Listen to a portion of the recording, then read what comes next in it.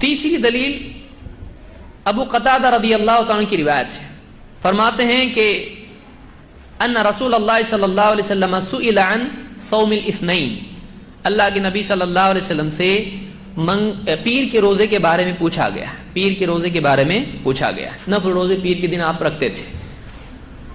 فقال فیہ ولدت وفیہ انزل علی، آپ نے کہا اسی دن میں پیدا ہوا اور اسی دن مجھ پر قرآن نازل ہوا۔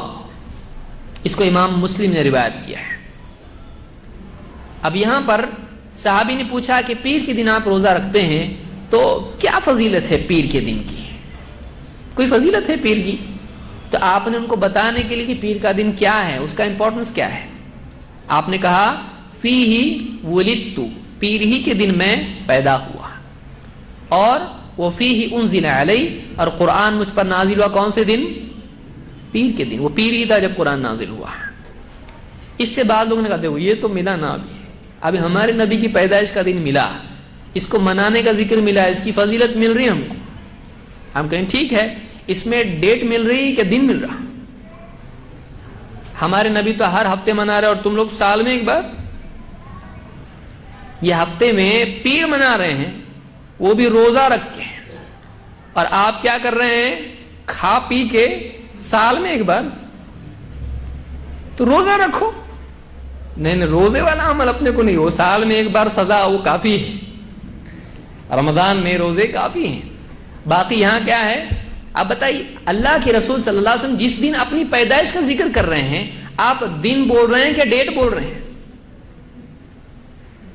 دن ہے، پیر کے دن میں پیدا ہوا، اور صرف ایک وجہ آپ نے بتائی نہیں، دوسری وجہ کیا ہے؟ قرآن مجھ پر نازل ہوا ہے۔ تو آپ صلی اللہ علیہ وسلم نے دن کہا، اور اس سے دلیل لینے والے دلیل کیا لے رہے ہیں؟ دیکھو اس سے دلیل ملتی نبی کی پیدائش کے دن کو منانے کی، تو 12 ربیع الاول کا جلوس نکالنا چاہیے۔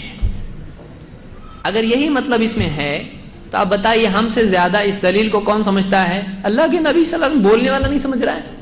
تو کیا آپ نے اس طرح سے عمل کیا؟ کیا آپ نے اپنی پیدائش کا ڈیٹ منائی اس کی سالانہ، یا آپ صلی اللہ علیہ وسلم پیر کے دن روزہ رکھا کرتے تھے؟ آپ بھی رکھیے پیر کے دن روزہ، یہ اپنے سے نہیں ہوتا ہے، ہر پیر کو روزہ رکھو، اتنے جلدی مناؤ عید، ایک بار بولے سال میں 52 مناؤ نا، لیکن کیسا مناؤ؟ روزہ رکھ کے مناؤ۔ تو یہ 30 نہیں ہوتے، ڈبل 52 کب ہونا ہو؟ اس کو لوگ تیار ہیں منانے کے لیے؟ نہیں۔ آدمی کیا کرتا ہے؟ دلیل ایک لیتا ہے، اس سے اپنی منمانی نکالتا ہے، جو نکل رہا وہ لو اس میں سے۔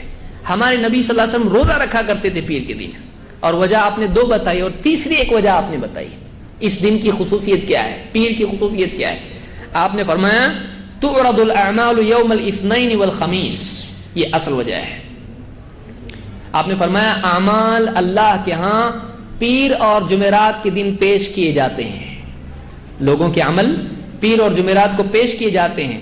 فأحب ان يعرض عملی وانا صائم، تو میں اس بات کو پسند کرتا ہوں کہ میرا عمل اللہ کے ہاں جب پیش ہو تو میں روزے کی حالت میں رہوں، یہ وجہ ہے اس کی۔ اس کو امام نسائی نے روایت کیا اور صحیح روایت ہے۔